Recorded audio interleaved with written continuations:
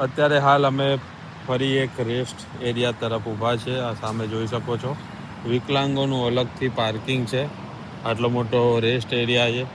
સામે તમે બેસીને ઘરેથી લાયા હોય જમવાનું કંઈથી લીધું હોય તો જમી શકો. એની સાથે સાથે સામે જો મોટા વ્હીકલ હોય, તમારી જોડે આરવી વેન હોય કે એવું કંઈ હોય તો તમારે ત્યાં સામે પાર્ક કરવાની છે. પાછળ ટ્રકનું પાર્કિંગ છે. આ બધા ટ્રક તમે જુઓ, બધા પાર્ક છે. એકદમ નીટ એન્ડ ક્લીન જે છે વોશરૂમની વ્યવસ્થા છે. સામે પાણી પણ પીવાનું, પબ્લિક ટોયલેટની સાથે પીવાના પાણીની, ચોખ્ખા પીવાના પાણીની પાછી, એટલે રાખવા પૂરતી વ્યવસ્થા નથી. આ તમે સામે જુઓ, અહીંયાથી બધા અલગ અલગ અહીંયા કોલ્ડ ડ્રિંક્સ ને આ તે બધું મશીન જ છે, એમાંથી તમારે ખરીદવો તો ખરીદી શકો. અહીંયા રાષ્ટ્રધ્વજ લગાવ્યો છે દેશનો, અને બીજા કોઈ 2 ધ્વજ છે.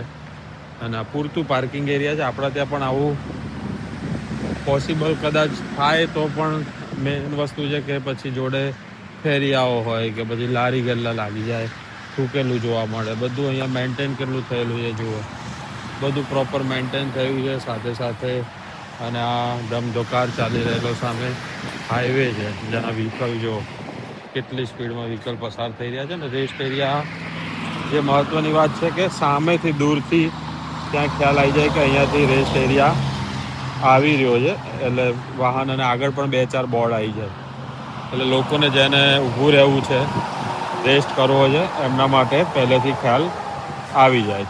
તમારું શું કહેવું છે કોમેન્ટ કરીને જરૂર જણાવો.